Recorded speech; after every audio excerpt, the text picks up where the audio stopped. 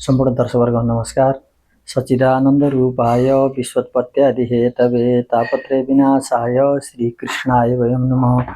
वसुदेवसुतं देवं कंसचाणूरमर्दनं देवकी परमानन्दं कृष्णं वन्दे जगद्गुरुम्। अब श्रीमद् भगवत गीता को 9 अध्याय राजविद्या को बारेमा यहाँ चर्चा हुन्छ। श्री भगवानवाच इदं तते गुह्यतमं प्रवक्ष्याम्यनुष्यवे ज्ञान विज्ञान सहितम यज्ञोक्तम मोक्षस्य शुभात्।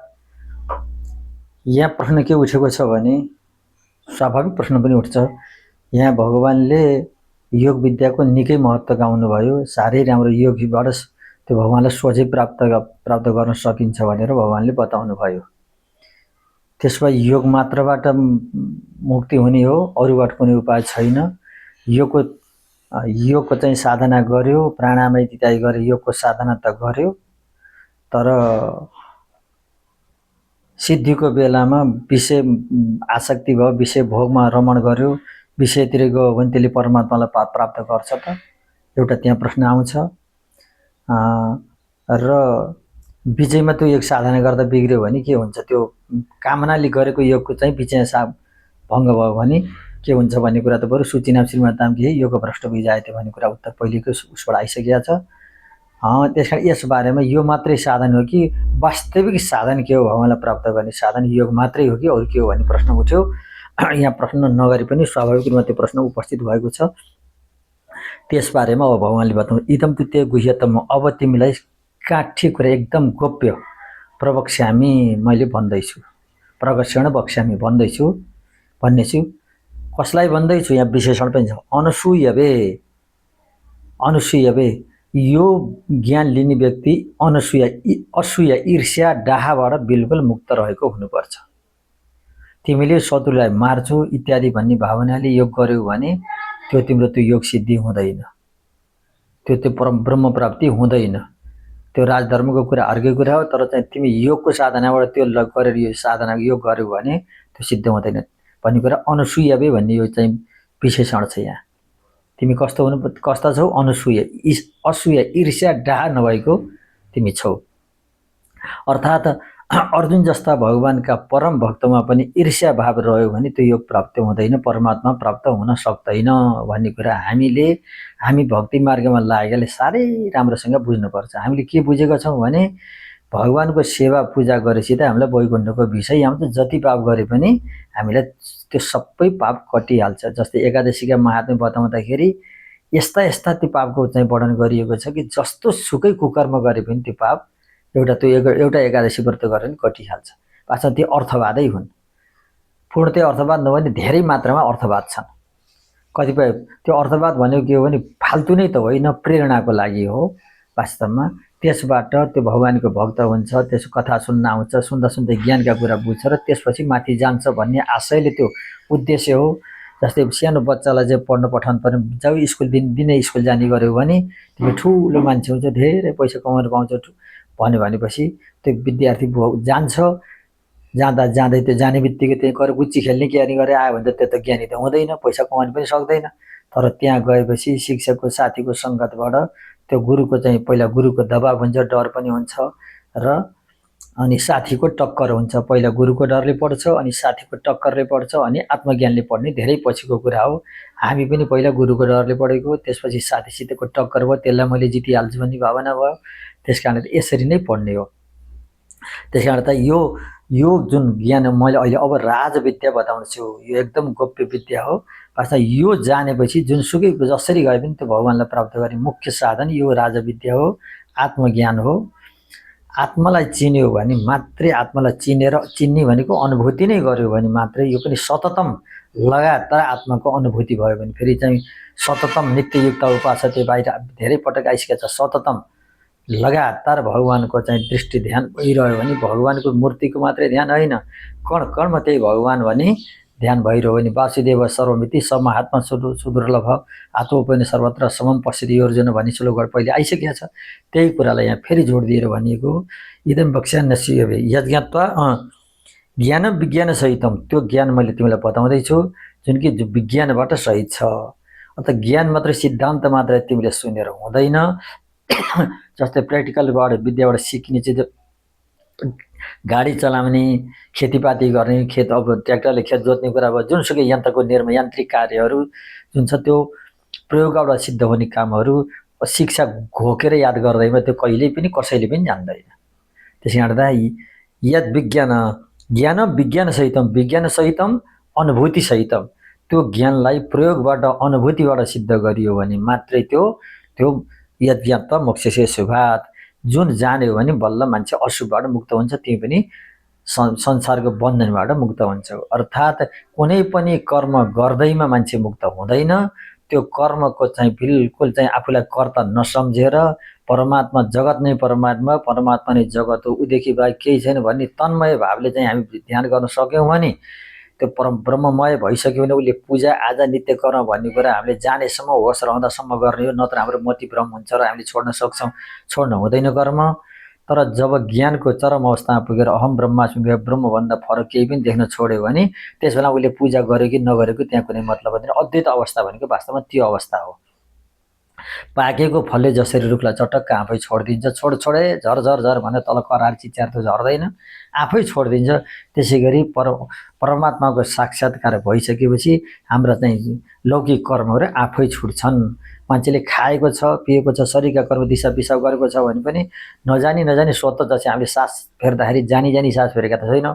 मैले सास फेर्न छ पर्ख्यो भने सास फेर्ने त कुरो हुँदैन, आफै स्वाभाविक रूपमा 21,600 पटक दिनको चाहिँ सास फेरिन्छ भन्ने शास्त्रमा लेखिएकै छ। त्यसै जस्तै त्यो हरेक कर्म स्वाभाविक रूपमा हुन थाल्छन्। मुख्य तत्त्व ज्ञान हो, अनुभूतिजन्य ज्ञान हो। फेरि ज्ञान भन्नाले सामान्य सिद्धान्तको ज्ञान होइन है। ज्ञानम परम गुह्यमै यद विज्ञान समन्वितम, विज्ञानबाट समन्वित भनेपछि प्रयोगबाट सिद्ध भएको। त्यो पनि प्रयोग कस्तो? लगातार अनुभूतिमा आइरहनु पर्यो। किनभने योभन्दा पहिलेको अध्यायमा सततम कीर्तन तस्छ भने लगातार भगवानको अनुभूति गर्न सकेपछि मात्रै त्यो हुन्छ।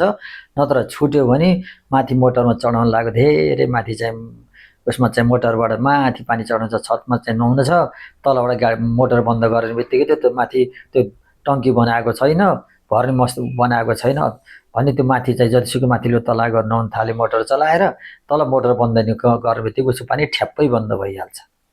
त्यस्तै हाम्रो साधना पनि त्यो ब्रह्म त्यो मोटरबाट बन्द भयो भने जस्तै यन्त्र बिजुली यन्त्र त्यहाँ बन्द हुने बित्तिकै माथि नुहाउन चाहिँ सबै बन्द हुन्छ, सारा काम बन्द हुन्छ। त्यसै गरी हामीले भगवानमा अटुट लगातार त्यो यन्त्र चलिरहेको छ। भगवत ध्यान जगततिर जगतभरि भगवानै छ भन्ने भावना रहँदासम्म त्यो ज्ञानले हामीलाई काम गर्छ। त्यो भगवानको ध्यान छुट्यो भने मोटरको पानी सर्लक त्यहाँ पाइपमा गएको पानी पनि माथिसम्म 10 तल्ला माथिको पाइपमा पुगेको पानी पनि यति माथि आइपुगेर भन्दैन, त्यहाँ झर्ने बेलासम्म पनि त्यो चाहिँ ठ्याक्कै फर्केर तलै झर्छ। कुलुडुर तल पहाडबाट माथि तल खसालिदिनलाई त आफै खस्दै गर्दै तल फेरिमै पुग्छ। त्यस कारण यो चाहिँ सबैले सधैँ बुझ्नु पर्यो। कुनै पूजा आजाबाट मात्रै त्यो नित्य साधना हुनुपर्छ भन्ने कुरा हरेक भक्तले सुन्नु र बुझ्नु पर्यो। भगवानका सेवा पूजालाई नै साधन बनाउने हो, यिनीबाट हामीलाई फाइदा हुने हो, हामी त्यो वातावरण बनाउने हो। साधनाबाट सिँढीबाट माथि पुगेपछि आफै त्यो छुट्दाखेरि छुट्छ। ज्यान होस रहँदासम्म गर्नुपर्छ। जानी छोड्यो भने मान्छे आलसी हुन्छ, आज गरेन भोलि गरेन त्यहाँबाट पर्सि त गर्नै सक्दैन। त्यो चाहिँ यथार्थ हो।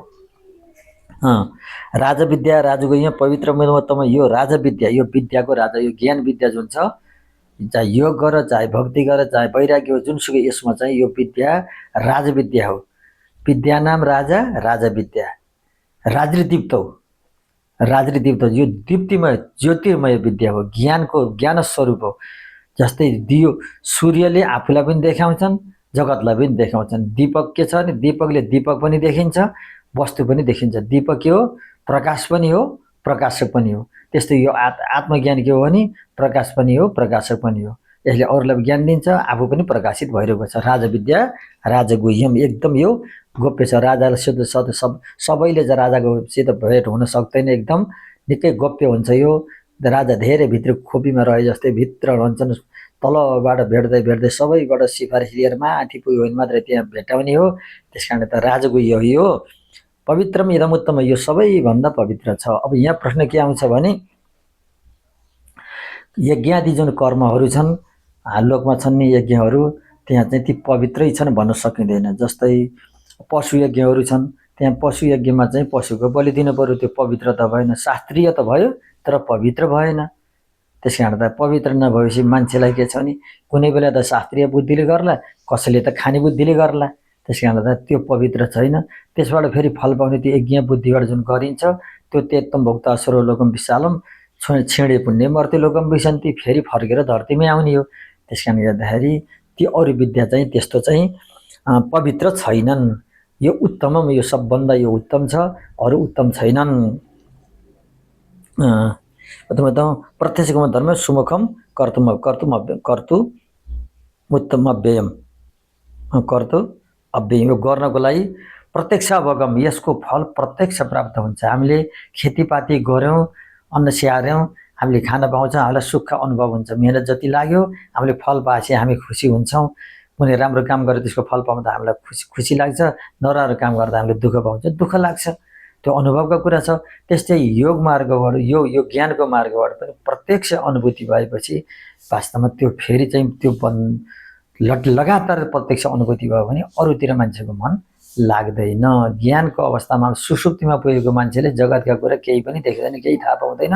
त्यस्तै त्यो ब्रह्ममा अभिन्न भएर त्यो मिलिसकेपछि ब्रह्माकार आकारित वृत्ति भयो, अथवा भगवानमा चाहिँ तन्मय भएर भगवानका काखमा बसेको देख्यो, भगवानका नजिकै सेवा गरेर तन्मय भएर बसेको देख्यो भने उसले जगत बिर्सिन्छ। प्रत्यक्ष भगवान धर्म सुमुखम सुकृतम था, यो प्रत्यक्षबाट चाहिँ अनुभव पनि हुन्छ। जसलाई ध्यान लागेको छ, हामीले प्रत्यक्ष के अनुभव गर्छ भने जस्तै ठुलो भव्य उत्सवहरू हुँदा, भगवानको त्यो दिव्य आरतीहरू हुँदा, शङ्ख घण्ट त्यो उत्सव त्यो सजावट त्यो देख्दाखेरि साँच्चै नै त्यो आकर्षण हामीले चाहिँ त्यसले मन तान्छ। त्यहाँ हाम्रो मन धेरैभन्दा धेरैको स्वार्थ त्यस्तै भ्रष्टै बदमास विकृतको चाहिँ त नतान्ला, तर धेरै भक्तको मन तान्छ। आहा, भगवानको दिव्य आरती, सत्सङ्ग, साधुहरूको भेटघाट, दर्शन, त्यहाँ साँच्चै त्यसले वातावरणले तानेको हुन्छ। त्यहाँ अनुभूतिकै कुरा हो त्यो मान्छेले। त्यहीँभित्र नि पापीलाई भयो त यो ठग्ने धन्दा हो भन्छ, उसले त देख्दैन, किनभने बन्जर ठाउँ उसले के बुझोस् र। तर भावग्रसी भक्तले सचेत सामनुभव प्रमाणम तत्र केवलम, त्यो त सज्जनहरूले हृदयले अनुभव गर्ने कुरा हो। किनकि आत्मवेदम सर्वम, आत्माभन्दा बढी अरू आत्माभन्दा फरक जगत केही पनि छैन। सर्वम खल्विदम ब्रह्म, जे जति पनि देखिन्छ सुनिन्छ त्यो सबै ब्रह्म नै हो।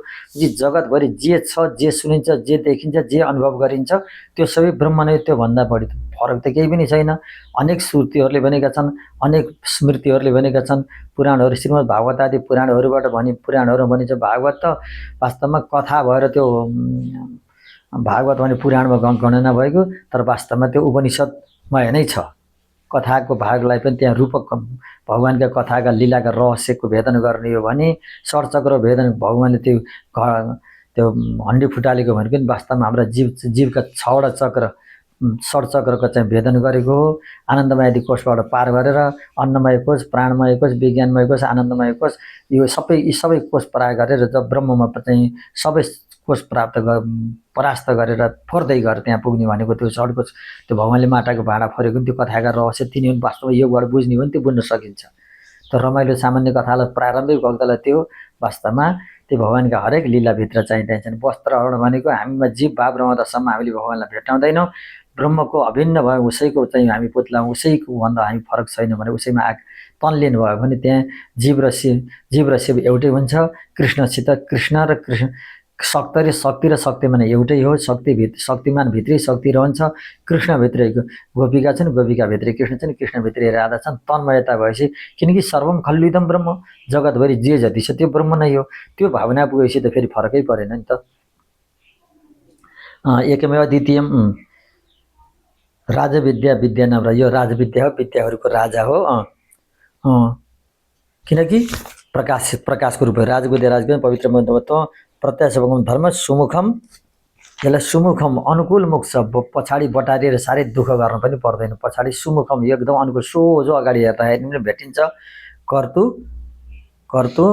अव्यय, गर्नको लागि चाहिँ सजिलो बाटो छ। यो अव्यय छ, अविनाशी छ। यो यसमा गरेको काम कहिले पनि खेर जाँदैन। तर ख्याल के हुन पर्यो भने हामीले टङ्कीमा पानी चढाउँछ, माथि टङ्की छ, त्यहाँ रोकेर फेरि लाइन बन्द गरेपछि त्यहाँ भित्रको पानीबाट हामीले उपयोग गर्न सक्छौँ।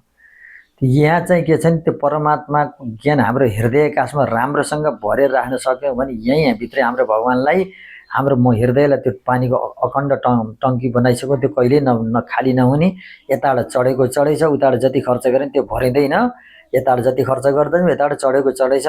त्यस्तै गरेर हामी त्यो अखण्ड ज्ञान भगवानमा लीन हुन थाल्यौँ भने अनि बल्ल त्यो ज्ञान प्राप्त हुन्छ। यताबाट चढ्न बन्द भयो, उताबाट खर्च भइरह्यो भने त्यो सिद्धिन्छ। यो चाहिँ बुझ्नु पर्यो। अश्रद्धता न पुरुष धर्मशास्त्र परन्तप धर्म सुमुखम कर्तुमपि, यो अव्यय अविनाशी छ। अरू धर्महरू, अरू जुन कर्महरू छन्, किन यो कर्म किन गर्ने त, अरू यज्ञादि कर्म गरे पनि त हुन्छ, अरूबाट नि धेरै स्वर्ग आदि सुख प्राप्त हुन्छ, भगवान पनि प्राप्त हुन्छ भनेको छ नि। अन्त के छ भने अरूबाट के छ भने मान्छे भौतिक कामनातिर लाएर मान्छे लाग्छ, त्यसपछि त्यो कर्म गरेपछि त्यो कर्मको फल पाउँछ, त्यसपछि त्यहीँ भुल्छ। अनि त्यो फल पाउँदाखेरि लोभ बढ्दै जान्छ, झन् अर्को कर्मतिर, झन् बढी कर्मतिर लाग्छ, अनि स्वार्थले नै काम गर्न थाल्छ। अनि काम बिग्रियो भने, प्रारब्धको अनुकूल भएन भने त्यो फल पाइँदैन, फल नपाएपछि क्रोध उत्पन्न हुन्छ। त्यस कारण त काम, क्रोध, लोभ, फल सफल हुँदै गए लोभ बढ्दै जान्छ, फल बाधक भयो, कोही निस्केर आयो बाधक बनेर आयो भने प्रारब्धले आउने हो, त्यो बाधक बने, त्यो आयो भने फेरि क्रोध आउँछ। त्यसबाट त त्रिविधम नर्क सेदम द्वारम नाशनम आत्मन 16 अध्याय भने चाहिँ काम, क्रोध, लोभ तस्मात् तत्रैम त्यजति, यो हो। त्यस कारण त तिनी कर्महरू अविनाशी छैन, तिनीहरू अव्यय छैनन्। यो ज्ञानको चाहिँ जुन लगातार यसरी गर्यो भने त्यो अविनाशी छ। जब हाम्रो हृदयमा त्यो परमात्मा, अविनाशी परमात्मा सतत रूपमा रहिरह्यो भने कुनै पनि संसारका बन्धनले हामीलाई बाँध्दैन। हामी सपनाका पैसा देखेर सपनाको अवधिसम्म मात्रै हामी त्यसमा हुरुक्क हुन्छौँ, तर जागेपछि त्यो पैसालाई हामीले कति पनि वास्ता गर्दैनौँ, धन सम्पत्तिलाई। त्यो त सपनाको थियो त, त्यो त झुटो थियो नि भनेर हामी सजिलै त्यसलाई कति पनि दुःख मान्दैनौँ त्यो घुम्दाखेरि। त्यस्तै जसरी हामी जादु हेर्दाखेरि तमासा देख्छौँ, अनि त्यहाँ कसैले त्यो मान्छे मारेको पनि देख्छ, चमत्कार गर्छ, अनि जगाइदिन्छ। न त्यसले मान्छेलाई मारेको, न बचाएको, मार्ने भए त त्यसलाई कैद हुन्थ्यो। त्यो हुँदै होइन, सबै चटक हो। हाम्रो आँखा मारेको तन्त्रको शक्ति, जन्त्रको जुक्तिले चाहिँ गरेको हुन्छ। त्यस कारण त हामीलाई चाहिँ देख्दासम्म लाग्छ, हामी त्यसमा कति पनि झुकिँदैनौँ नि। हामीलाई थाहा छ यो जादु हो, यो नाटक हो। त्यसै गरी यो परमात्माले पनि हामीलाई भुलाएको, वास्तवमा केही पनि छैन। मैले त के सुनेको छु नि, राम्रो जादुगरले जादु देखाइरहेको छ, अर्को उत्तिकै टकर्दा र जादुगर आयो भने उसले ट्याक्क त्यो अर्को मन्त्र शक्ति प्रयोग गरिदियो भने त्यो जादुगरको जादु नै चल्दैन, केही पनि देखिँदैन। उसले भन्दै जान्छ त्यहाँ के देखिँदैन। त्यसरी स्तम्भन गरिदिन सक्छ। आफूभन्दा बढी शक्तिशाली आयो भने उसले रोकिदिन सक्छ। अर्थात् त्यो दृश्य भएकै चिजलाई नदेखिने त होइन, त्यहाँ काल्पनिक दृश्य थियो, काल्पनिक दृश्यलाई उसले काल्पनिकतालाई बन्द गरिदियो। त्यसै गरी हाम्रो पनि भक्ति चाहिँ, हाम्रो त्यो सपनाको सुखलाई चाहिँ हामीले चाहिँ जागधारी छोडे जस्तै त्यो जादुगरले गरेका खेलाहरूलाई हामीले चटक्क वास्ता गर्दैनौँ। यो सबै तमासा थियो भनेर बुझ्छौँ, हेर्दै रमाउँदै हेरेर आउँछ, एकछिनको खेला थियो भन्छौँ। यस्तै यो 2 दिनका जिन्दगीका सुख दुःख पनि यस्तै हुन्। वास्तवमा साँचो त त्यो परमात्मा नै हो भनेर त्यो परमात्मा मात्रै चिन्तन भयो। जगत अर्थात् परमात्मा पनि फेरि सेवा पूजा गर्ने, जगतलाई दुःख दिने होइन। त्यो प्रत्येक प्राणीभित्र सर्वम खल्विदम ब्रह्म, यहाँ भनिया नि, त्यो परमात्माको पूजा किन गर्ने? जगन्मय छ त्यो, त्यहीबाट नै जगत बनेको छ। त्यो जगतभित्र पनि त्यही छ, जगत भित्र पनि छ, छैन पनि छ। यस सम्बन्धी फेरि अर्को श्लोक पनि आउँदैछ। त्यस कारणले त त्यो ब्रह्मको विद्या नै सबभन्दा राम्रो छ। अश्रद्धता पुरुष धर्मशास्त्र परन्तप अप्रम निवर्तन्ते मृत्यु संसार वर्तमनि। अश्रद्धता पुरुषा, जसलाई यो मार्गकोमा विश्वास छैन। श्रद्धा यो पुरुष श्राद्ध सयवश, यो पुरुष चाहिँ परम पुरुष परमात्मा त्यो श्रद्धावानले मात्रै प्राप्त गर्न सक्छ। हामीले ज्ञान पनि सिक्न पर्यो भने त्यो श्रद्धा गरेर सिक्न थाल्यो, श्रद्धा भयो भने बल्ल त उसित सिक्न सक्छौँ। सिकाइदिने प्रेमले सिकाइदिन्छ। श्रद्धा भएन भने उसले सिकाउँदैन, राम्रोसँग सिकाउँदैन। अनि त्यसलाई हामीलाई पनि त्यो श्रद्धा विश्वास भएन, यसले राम्रो जानेको छ भने विश्वास भएन भने हामीले सिक्ने पनि भक्ति हुँदैन, प्रेम हुँदैन। हामीले पहिलो भाषामा भने प्रेम हुँदैन, यो ठग मात्रै हो भनेपछि प्रेमै हुँदैन। त्यस्तै गरी यो अश्रद्धता न पुरुष धर्मशास्त्र परन्तप यसले यो धर्मको यो ज्ञान मार्गलाई प्राप्त नगरेर माम अप्राप्य, मलाई नपाएर मृत्यु संसार वर्तमनि घुमेर मृत्युको संसारको बाटोमा हिँडिरहनु पर्छ। बस आयो गयो, संसारमा जन्मेछ मरेको छ, पुनरपि जननम पुनरपि मरणम पुनरपि जननी जठरे शयनम। त्यसको कारण के हो? यो संसारलाई सत्य ठानेर, संसारका भोगलाई सत्य ठानेर, सत्य वस्तुलाई असत्य ठान्ने, गङ्गाजल भगवानको चरणजललाई चाहिँ नमिठो मान्ने, अनि सुरापानलाई चाहिँ आनन्द माने थियो, उल्टो गरेपछि त उल्टो हुनु नै छ। त्यस कारण त नरकका संसारमा चक्कर परिन्छ। संसारका भोगलाई चाहिँ लिएर आयो, अब नचल्ने नोटलाई बोकेर लिएर आयो, भारत सरकारले चाहिँ गरेका नोटबन्दी गरेका नोटहरूलाई कसैले लुटाइदियो, बोकेर नसकी बोकेर लिएर आयो, भारी बोकेर लिएर आयो। अनि थाहा पाएपछि सबैले चाहिँ गरेपछि त बेकार भएपछि त बेकार दुःख गरेछ भने कति पछुतो हुन्छ। त्यस्तै संसारका भोगबाट हामीलाई वास्तविक शान्ति छैन, जीवन निर्वाहको लागि मात्रै भोग्ने हो। यिनमा आसक्ति भएपछि त्यो मान्छे मृत्यु संसारको चक्रमा, जन्मनुको मर्नुको चक्रमा परिरहन्छ। किन? भगवानको यो शक्तिको विश्वास नभएर नै त्यो मान्छे त्यस्तो गतिमा पुग्छ। मया तत्त्वविद सर्वम जगत अव्यक्त मूर्तिना, मबाट नै यो जगत, म अव्यक्त मूर्ति परमात्माबाट नै यो जगत व्याप्त, तत्त्व विस्तृतम व्याप्त छ। म अव्यक्त छु, मलाई कसैले पनि देख्दैछ। यही अव्यक्त भनेको निराकार, निर्गुण भनेको गुणातीत, अब प्रकृतिका गुण नभएको। हामी वैष्णव मतमा त साकार रूप नै हुनुहुन्छ। ज्ञान वैराग्य भक्तिको चाहिँ सूक्ष्मदर्शक यन्त्रले हेरेपछि सानो बिउ पनि, जस्तै सूक्ष्मदर्शक यन्त्रले हेरिसकेपछि सानो बर्फीबल बिउ पनि कति सानो गेडा आँखामा बिलाउने जस्तो त्यस्तो हुन्छ। त्यहीँभित्र चाहिँ सूक्ष्मदर्शक यन्त्रले हेर्दा ठुलो रुखै काण्ड हाँगा बिगा सबै देखिँदो रहेछ। मैले चाहिँ 32 सालमा विज्ञान, 33 सालमा सायद 33 सालमा विज्ञान पढाउने शिक्षाले प्रयोग गरेर विद्यार्थीलाई देखाएको म छक्क परेँ, त्यो देखिँदो रहेछ। त्यस्तै वैष्णवहरूले त्यो भक्ति ज्ञान र वैराग्य सूक्ष्मदर्शक यन्त्रले ज्ञानले चाहिँ हेर्दा भगवानका दिव्य रूप विराट रूप नै देख्छन्। अब निराकार देख्ने भक्तहरूले पनि वास्तवमा त्यसको आकार त रुखको आकार हुन्न, वास्तव त्यो प्रत्यक्ष हेर्दा त निराकार नै हुन्छ।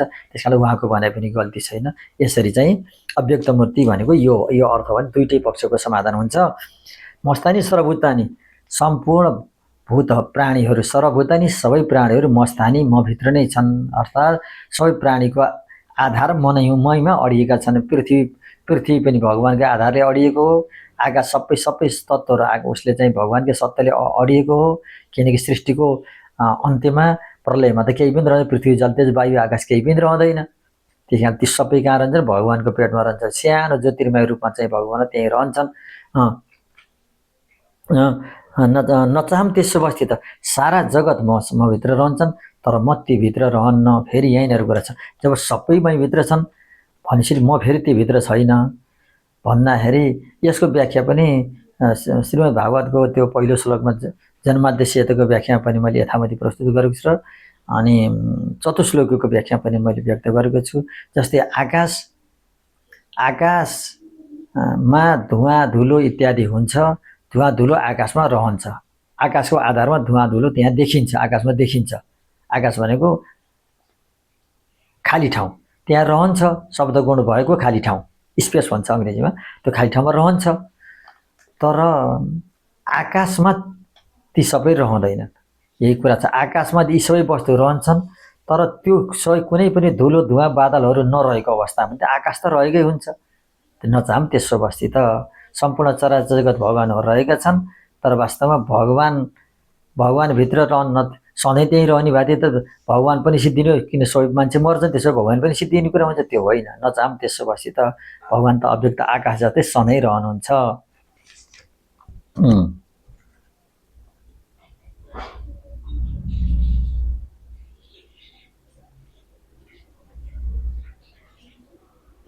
एउटा प्रश्न आउँछ, संसारका कर्महरू गर्दाखेरि त सुख दुःख त्यो अनुसार चाहिँ जति ठुलो कर्म गर्यो त्यसबाट त्यति ठुलो फल प्राप्त हुन्छ, जति चाहिँ हल्का मेहनत गर्यो त्यति सानो फल प्राप्त हुन्छ। त्यो ज्ञानबाट त अनन्त फल प्राप्त हुन्छ भनियो, त्यो के होला? एउटा यो पनि प्रश्न आउँछ।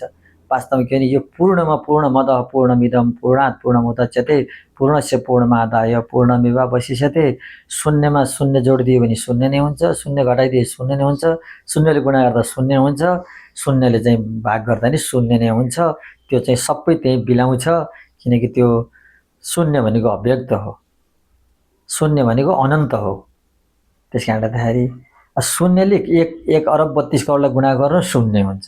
शून्यले गुणा गर्ने बित्तिकै शून्य भयो, त्यो हरा भएका सङ्ख्या जति पनि सबै हरा। हामीले गणितबाट प्रयोग गरेर हेर्न सक्छौँ नि, जगतको रूपमा छ, त्यसलाई शून्यले चाहिँ चाहे तान्यो, परमात्माले तान्यो भने सबै स्वाहा भइहाल्यो, त्यो केही पनि रहँदैन। शून्यले गुणा गरिदियो अर्थात् भगवानले चाहिँ तानिदियो, सृष्टिको चाहिँ सङ्घारण गरिदिने हो भने सबै स्वाहा हुन्छ। त्यस कारण त त्यो भगवानमा छ भने त्यो सिद्ध्याउँदा भगवान पनि सिद्धिने कुरा हुन्थ्यो। होइन, नचाहम त्यसो भएपछि त भगवान त्यहाँ हुनुहुन्न, त्यहीँ भित्र मात्रै हुनुहुन्न, व्याप्त जतासुकै हुनुहुन्छ, त्योभन्दा पर पनि हुनुहुन्छ। अनि संसारका सुख दुःखहरू के छन् भने कर्मको जस्तो काम गरिन्छ, पुण्यका कर्मको फल भोगेपछि त्यो कर्म सकिन्छ। हामीले जे गरिरहेको थियो त्यो फल पायो, त्यो कर्म सकिन्छ। तर यो ज्ञान मार्गको कुरा के छ भने हामीले त्यो भोगेर भगवानलाई प्राप्त गरेर सतत साधना गऱ्यौँ भने त्यो कर्मफल कहिल्यै सकिँदैन। किनकि भगवानलाई प्राप्त गरेपछि त्यो मागत पुनर्जन्म फेरि फर्केर आउनु पर्ने, यत्र त ननिवर्तन, त्यो तद्धामा परममा भगवानसित मिलिसकेपछि कहिले पनि फर्कनु पर्दैन। त्यो अनन्त प्राप्त भइसक्यो, त्यहाँबाट फर्किनु पर्दैन।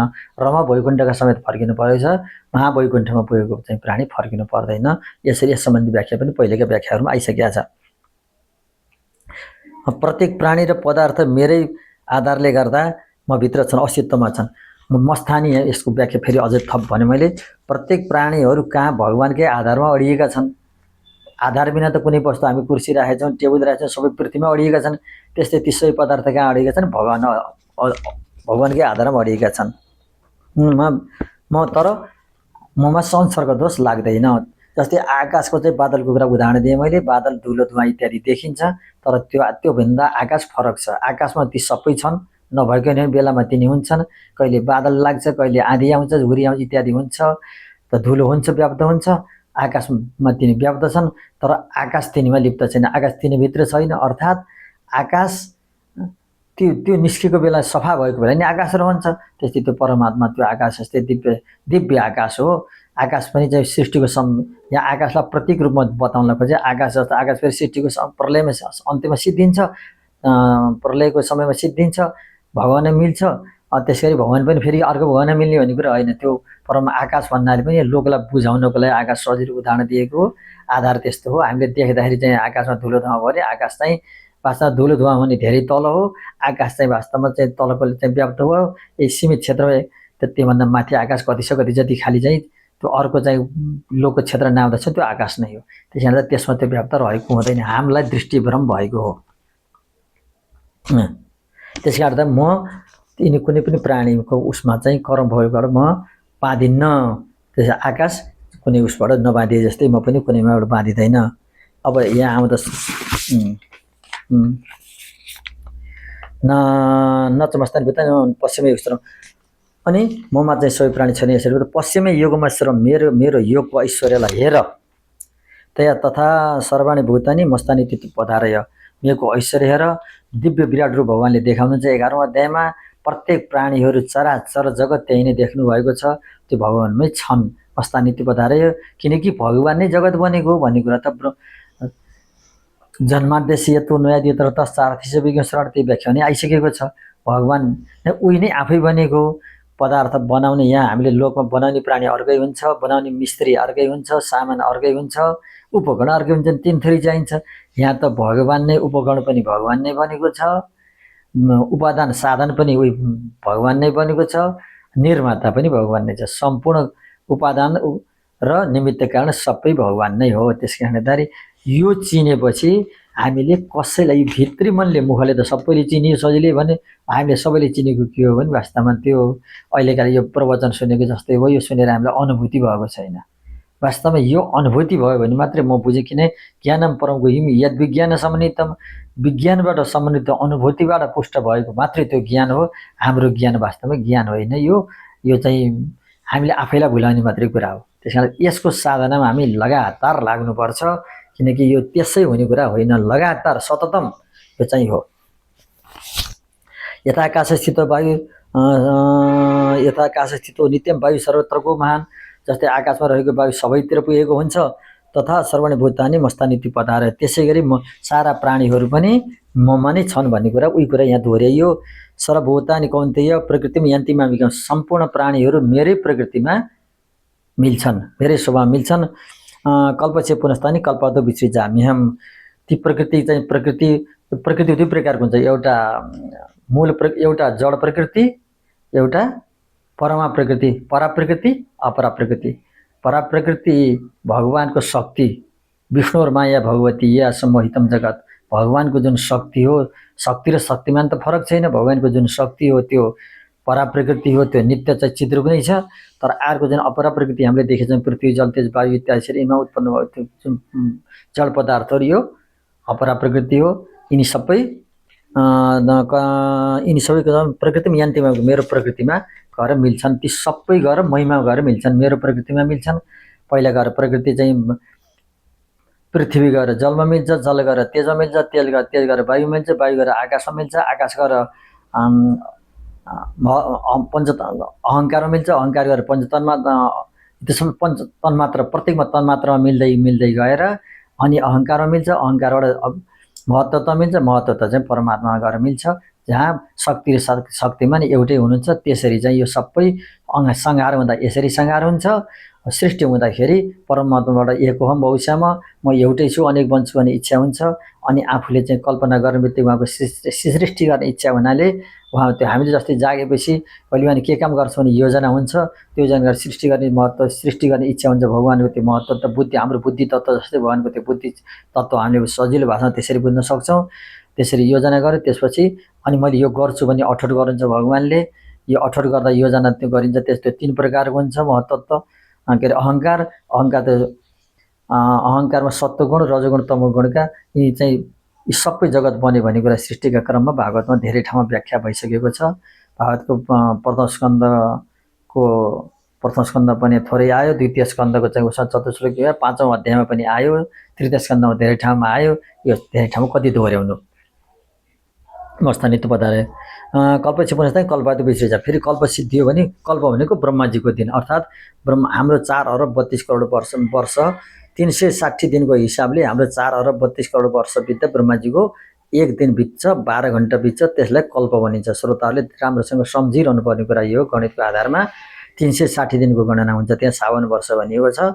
360 दिनको वर्षकोले हाम्रो परमायु 100 वर्ष हो, ब्रह्माजीको नि परमायु 100 वर्ष हो, इन्द्रको नि 100 वर्ष हो। आफ्नो आफ्नो परिमाणले आयु हो यो चाहिँ, फेरि प्रत्येकको आफ्नै आफ्नै वर्षले 100 आयु हो। कल्पको सृष्टिमा फेरि चाहिँ जन्मिन्छन्।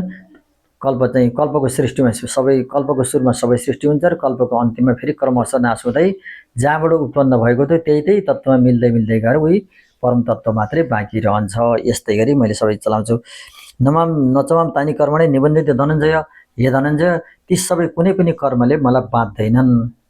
मैले गरेँ भन्ने भावना मलाई छैन, किन मैले कसलाई देखाउन छ र मलाई त्यो अभिमान। यहाँ त अभिमान कसलाई हुन्छ, मैले फला छोरालाई देख्ने, घरलाई देखाउने, परिवारलाई देख्ने, आफूभन्दा पृथक भाव भएर नै त्यहाँ अभिमान आएको छ। आफूभन्दा फरक कोही पनि छैन भनेपछि त्यहाँ अहङ्कार आउँदै आउनु, आफूले एक्लै कुना बसेर कसैलाई देखाउनु छैन भने के अभिमान आउनु। कोठा एक्लै बसेर नाचि त्यसो गर्दाखेरि त्यो मलाई ती कर्मले बाँध्दैन, अर्थात् ममा मैले गरेँ भन्ने घमण्ड आउँदैन। किनभने उहाँ नै सबै हो त, कसरी घमण्ड आउँछ। सबै आफैले गरेको हो, त्यो आफूदेखि बाहेक केही पनि छैन, जगत चाहिँ छैन। एउटा चित्रकारले हजारौँ मान्छे चित्र बनायो, त्यसमा प्राण भर दियो। त्यहाँबाट मैले प्राणै भर दियो भने मैले यसो गरेँ भनिकन अरू मान्छेलाई देखाउने भएर उसलाई घमण्ड हुन्छ। त्यहाँ अर्को मान्छे नै छैन जगतभरि भने के कोसित घमण्ड गर्ने, त्यो चित्र कसलाई देखाउने। त्यो चित्र आफैले बनाएको, त्योदेखि भए अर्को छँदै छैन। त्यसरी घमण्ड हुँदै यसरी बुझ्नु पर्यो। कल्पना प्रकृति समष्ट विश्राम पुनः आफ्नो प्रकृतिलाई आधार लिएर मैले फेरि गर्छु, विसृजा पुनः सृष्टि गर्छु, संहार गर्छु। प्रकृतिले मया दक्षिण सुयति प्रकृति सचराचर, यहाँ कता आउँछ यो स्वरूप आउँछ। प्रकृतिमा भगवानको दृष्टि पर्छ। जस्तै बिजुलीमा हाम्रो बिजुलीका उपकरणहरू छन्, ती उपकरणमा बिजुली त्यो पावर जुन आउँछ बिजुलीको, त्यसको शक्ति पर्ने बित्तिकै सबै यन्त्र चालित हुन्छन्। भगवानको त्यो शक्तिको दृष्टि हेर्ने बित्तिकै त्यो मान्ने भजन बिजुली त जड भयो, भगवान चेतन हुनुहुन्छ। दृष्टान्त ठ्याक्कै नभए पनि हामीले बुझ्नलाई अलिकति आधार यसरी लिन सक्छौँ। त्यो बिजुलीको चाहिँ सबै यन्त्रहरू चल्छन्। त्यसै प्रकृतिमा यो अपरा प्रकृति जुन छ जड प्रकृति पनि मेरो दृष्टि पर्नसाथ त्यो चेतन प्रकृति पनि त्यही छन्। किनकि चेतन प्रकृति परा प्रकृति भगवानको प्रकृति जुन हो लक्ष्मी महामाया, उहाँको शक्ति पनि त्यही मिसिएर आएको छ। त्यस कारणले गर्दाखेरि त्यो सबै सारा चराचर जगत उनी प्रकृतिले काम गर्छन्। मैले हेर्छु, तर मैले नहेरिदिने हो भने त फेरि उसमा त्यो शक्ति आउँदैन। बिजुली आएर पङ्खाहरूमा नपसिदिने हो भने त बिजुलीले त्यो बनेको त्यो मोटरहरूले पङ्खाहरूले त केही पनि गर्न सक्दैनन्। त्यस कारण मैले हेरिदिने बित्तिकै त्यो म बिजुली यहाँ बिजुलीलाई चेतन मान्नु एकछिनले मैले हेरिदिने बित्तिकै जगत सबै चलायमान हुन्छ। त्यस कारणले गर्दा ममा कुनै घमण्ड न चाहिँ कर्मणे निबन्धित धनञ्जय उदासीन बदासीन म सक्दम त्यसो गराउँछु। म उदासीन छु, उदासीन म त केही गरिरहेको छ, तर मलाई चाहिँ त्यसमा चाहिँ कुनै कर्ममा आसक्ति छैन। किन आफूदेखि बाहेक कोही छैन, त्यसमा आसक्त हुने कुरै भएन। अब असक्तम त्यसमा म या अध्यक्षण प्रकृति सुहे त्यसो चलाउँछौँ, यही नै आयो। मेरै अध्यक्षतामा प्रकृतिले चाहिँ यो जगत बनाउँछिन्। हेतु नानेको अन्त्य जगत विपरिवर्तित, उनीको कारणले गर्दा जगतमा परिवर्तन हुन्छ। किन प्रकृति परिवर्तनशील छ, म परिवर्तनशील छैन। भगवान आत्मा जुन तत्त्व हो त्यो परिवर्तनशील छ, सधैँ एकरस छ, तर प्रकृति परिवर्तनशील छन्। प्रकृति परिवर्तनशील भएको हुनाले हाम्रो शरीर त्यहाँभित्र आत्मा बदलिँदैन, तर चाहिँ शरीरका अङ्ग प्रत्यङ्गहरू बदलिरहन्छन्। हिजोको स्वयं देवदत्त भन्छ हामीले वास्तवमा केही वर्षपछि प्रत्येक क्षण बदलिन्छ भने एकास्कन्द भागवत एकास्कन्द पनि आएको छ। स्वयं दिपरिचय स्रोत साम्तदिदम जलम भनेर एकास्कन्दमा पनि आएको छ। 18-20 अध्याय 18 अध्यायतिर हो कि आएको छ। अनि यही कुरा बौद्ध दर्शनले त धेरै बढी प्रचार गरेको छ। बुद्ध दर्शनले मात्रै यो दर्शन क्षणिकवाद ल्याएको भने जुन भन्छन्, यो चाहिँ भागवतको यो भनाइबाट उपनिषद यिनीहरूबाट चाहिँ खण्डित हुन्छ। किन उही भगवानबाट नै क्षण परिवर्तन भएसरी प्रत्येक प्रकृति परिणामशील हो र परमात्मा अपरिवर्तनीय भनेको त वेदहरूले सबैले भनेको छ। वेद अहिलेको विज्ञानले पनि सबभन्दा पुरानो भनेर अहिले सबभन्दा पुरानो ग्रन्थ भनेर वेद र त्यसपछि अवेस्ता भने सिद्ध गरेका छन्। अवेस्ता भनेको इरानीतिरको चाहिँ धर्म ग्रन्थ हो, त्यसलाई हामीले पनि मान्नुपर्छ कि त्यहाँ प्राचीनताका कुराहरू त्यहाँ छन्। आर्यहरू हाम्रा यहाँ भारत यतापट्टि नेपाल भारतको पर्वतीय क्षेत्रमा बसेका जुन आर्य हुन्, आर्य सभ्यहरू, उनीहरूको ती अवेस्ताका चाहिँ प्राचीन इरानी अरबको मूलहरूका तिनीहरूको बिचमा लडाइँ भएको, सङ्घर्ष भएको अवस्था वेदमा पनि देखिन्छ र अवेस्तामा पनि देखिन्छ। मैले दुईटै ग्रन्थ अध्ययन गरेँ। सो हेर्दाखेरि अवेस्ताबाट चाहिँ जस्तै जरस्थ्रुसको कथा त्यहाँ आउँछ। जरस्थ्रुसलाई आगोले जलाएर मारेको भनिन्छ। उनीहरूले नि आगोले जलाएर हामीलाई दैवहरूले चाहिँ मारे। दैव भनेको उनको भाषामा दुष्ट। शत्रुले अर्कालाई त शत्रुलाई त गाली गरे नि, दैव भनेको दुष्टले हामीलाई मारेका हुन्, अपराधी हुन् भनेर तिनलाई चाहिँ दस्यु भन्छन्। त्यसरी उनीहरूले गाली गरेछ। यसबाट के बुझिन्छ भने म त पूर्वाग्रह नभएर चाहिँ नत्र तिनका त्यस्ता पढ्दा म रिसाएन, किनभने यो शास्त्र ज्ञानको धारा कसरी विकसित भएको छ भन्ने दृष्टिले पढ्दा त्यहाँ कुनै रिस उठ्दैन। दुर्भावनाले अर्कालाई दुःख दिन्छु भनेर पढ्ने हो, त्यहीँबाट चाहिँ त्यस्तै मसला लिएर चाहिँ साम्प्रदायिक दङ्गा भड्काउन हिँड्छ। मान्छेले पात्र कसरी लिन्छ त्यहीँ भर पर्छ। त्यस कारणले गर्दाखेरि त्यो दस्यु उनले भनेका छन्। तर चिन्तन चाहिँ धेरै पुरानो रहेछ भन्ने कुरा उनका ग्रन्थमा र हाम्रो वेदमा पनि उनी पात्रको कथा उसरी चरित्रबाट कयौँ कुरा मिलेको हुनाले हाम्रो पछिका लगभगका उसै चाहिँ तिनीहरू रहेछन् भन्ने कुरा चाहिँ सिद्ध हुन्छ है। जसलाई पछि मुसलमानले विस्थापित गरिदिए, त्यहाँ अरबहरू चाहिँ आए, त्योभन्दा पहिले उनीहरू पनि सभ्य थिए, राम्रो मानवतावादी नै थिए। त्यो अवस्थाबाट देखिन्छ। वास्तवमा प्रत्येक प्राणीमै सेवा गर्नु चाहिँ कण कणमा त्यो एउटै फरक गर्नुहुन्न। अहुर मज्द भनेको छ। अहुर भनेको असुर भनेको पूज्य असुर भनेको असुरमन्ते हामीले व्याख्या गरे यसरी भने उनले अहुर भनेको असुरलाई हलाई स भन्छ, सलाई ह भन्छन्। अहुर मज्द भनेर लेखेको छ। असुरको पूजा गर्छन्। आफ्नो इष्टलाई पूजा गर्नु स्वाभाविकै हो। तर चिन्तनद्वारा अर्कालाई कसै गरी दुःख दिन्छौ भने तिमी चाहिँ दोजखमा जान्छौ, दुःख पाउँछौ भनेर चाहिँ त्यहाँ पनि लेखिएको छ। त्यो चिन्तन राम्रो भएपछि पूजा पद्धति जस्तो सुकै होस्, त्यो आफ्नो मन नपरेकाले गाली गर्नु सामान्य हो, स्वाभाविक रहनुपर्छ। तर पुरानो आउनु भन्ने कुरा हामीले यसरी सत्यलाई स्वीकार गर्न सक्नुपर्छ। धेरै पुराना रहेछन् तिनीहरू पनि। त्यो मैले त्यो अध्ययन गर्दा मैले बुझेको हो। मेरो स्वभाव के हो भने संस्कृतका पढेर यतापट्टि द्रव्य दक्षिणायन्त्रित हुन मन लागेन। एउटा जागिरमा निर्वाह पेसामा चाहिँ खटिएर स्वाध्ययनतिर यता मेरो मनलाई। त्यस कारण त अवेस्ता, कुरान, बाइबल, मार्क्सवाद यिनीहरूका यथामति पढ्न मेरो रुचि भयो र राजनीतिक घटनाहरू पनि जिज्ञासामा चाहिँ भएर सबै विश्वका घटनाहरू म ख्याल गर्दै जान्छु। हाम्रो जिज्ञासा रुचि जता छ त्यतापट्टि मान्छेले फेरि समय पनि मिल्दो रहेछ। हेतु नानेको अन्त्य जगत विपरीत, प्रकृतिले गर्दा नै जगत परिवर्तनशील हुन्छ। परिवर्तनशील भएको हुनाले जगत प्रकृति परिवर्तनशील भएको हुनाले हाम्रो शरीर आदि सबै परिवर्तन भइरहन्छन्। त्यस कारणले गर्दाखेरि अब यसपछिको भाग अर्को भिडियोमा प्रस्तुत गरिनेछ। हरे नम श्री कृष्ण गोविन्द हरे मुरारे, हे नाथ नारायण वासुदेव, अनन्त वैकुण्ठ मुकुन्द कृष्ण गोविन्द दामोदर माधवेति। भक्तवत्सल भगवानको जय।